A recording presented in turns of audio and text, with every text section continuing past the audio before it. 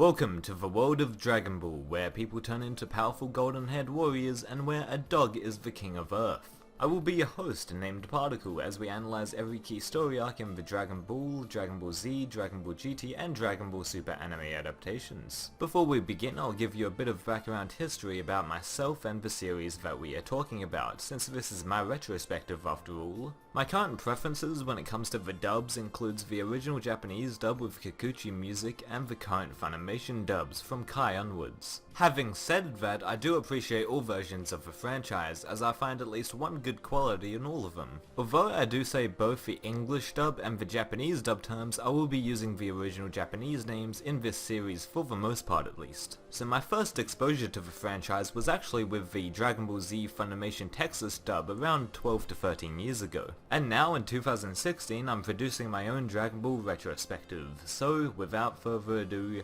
let's begin with the starting episode titled Bulma and Son Goku. This whole entire episode is based around the Dragon Ball manga's first chapter of the same name created by Akira Toriyama. The English dub goes by a different title called The Secret of the Dragon Balls, by the way. So anyway, let's go.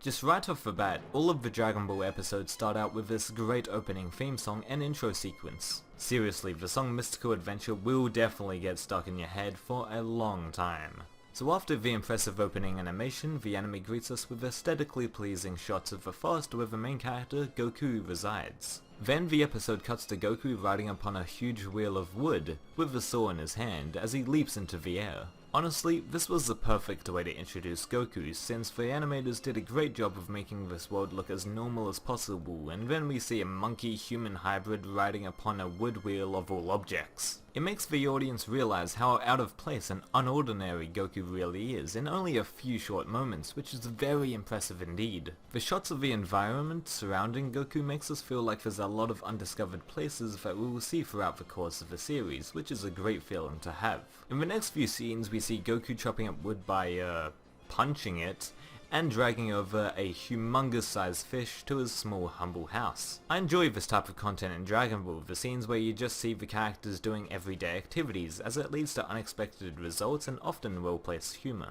Another example is Goku encountering a big and scary tiger in the forest, and instead of running away, he just plays chasey with it, which is funny and suits his character very well. Along with these scenes that introduce Goku's fundamental personality, the episode also includes another character into the mix, Bulma, who's looking for the Dragon Balls. She's using her invention named the Dragon Radar to look for mystical orbs known as the Dragon Balls. If a full set of 7 is gathered, the user can summon the eternal dragon Shenlong and grant one wish. Each ball has a number of stars on it, and for instance, the 4-star ball that Goku keeps as a memento of his late grandpa has, well, 4 stars. That's the basic exposition that we get throughout this episode when Bulma meets Goku. By the way, their first encounter is amazing and sets up the character dynamics that you come to expect in all of Dragon Ball. So Bulma crashes her car into Goku, and then he reacts by, well, getting mad, picking up the car and throwing it over. So how does Bulma react to that? Well, Bulma just shoots Goku quite a few times for good measure with a fully loaded gun.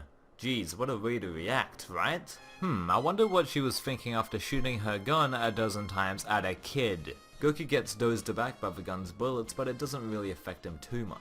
I assume if Goku was just an ordinary kid and was seriously injured, she would have the money to bail herself out of prison because she is one of the richest people on the planet in Dragon Ball. But whatever, let's move on. So Goku uses his Noibo and prepares to strike at Bulma after the shots have been fired. Oh, also in English versions of the anime, the Noibo is commonly renamed to the Power Pole. The Noibo name is the Japanese translation of the Jingo Bang, which is the legendary staff used by Sun Wukong in the Chinese Journey to the West story. If you weren't aware, Dragon Ball is, well, at least initially inspired very loosely by the story Journey to the West, as Son Goku is the Japanese translation of the Chinese name Sun Wukong. As the story of Dragon Ball expands, the inspiration of Journey to the West diminishes more and more, which I'm honestly fine with. So continuing on, before Goku actually attacks Bulma as a reaction to getting shot, Bulma surrenders and confirms to Goku that she is actually a human.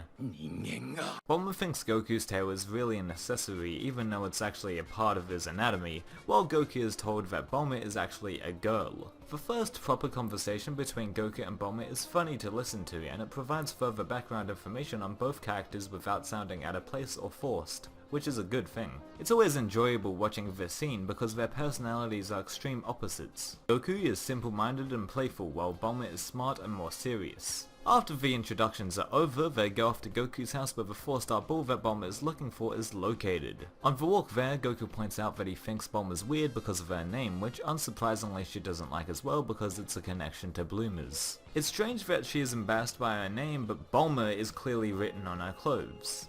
Huh, maybe her mother made it and forced her to represent. Anyway, that's where the first eye catch of the Dragon Ball franchise plays, so we'll continue with the latter half of the episode after this short break.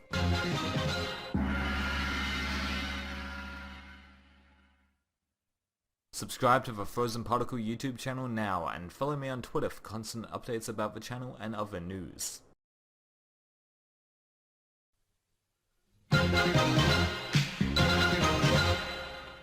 Goku and Bulma go inside the house and find his and Bulma's previously collected balls reacting to each other by glowing.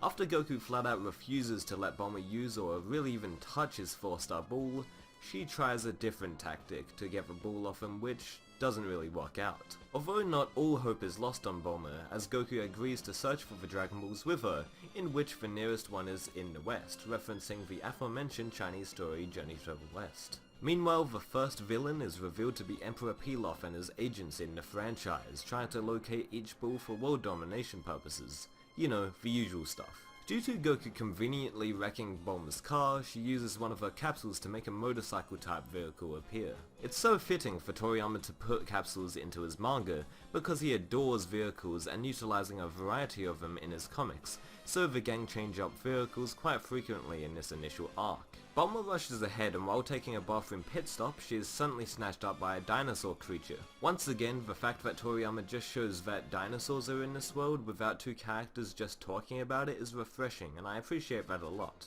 Anyway, Goku rushes to Bulma's aid. Well, kinda. Goku actually questions the dinosaur if he's friends with Bulma first, but then Bulma just yells at him to save her, and Goku then actually rushes to her aid. Goku starts up the motorbike, slams the acceleration forward, and eventually uses his Noibo to disarm Bulma from the dinosaur.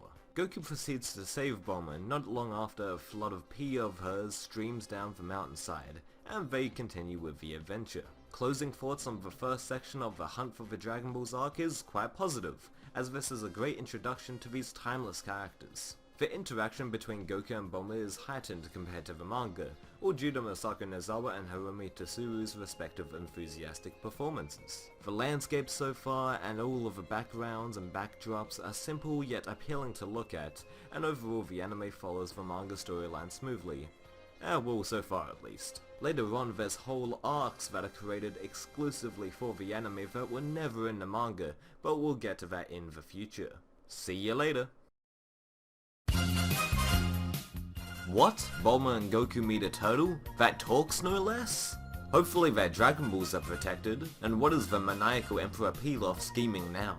I certainly have a bad feeling about this, and what does the turtle want anyway? Find out next time on Dragon Ball Retrospective, Turtle Hermit's Kento Un. Stay tuned.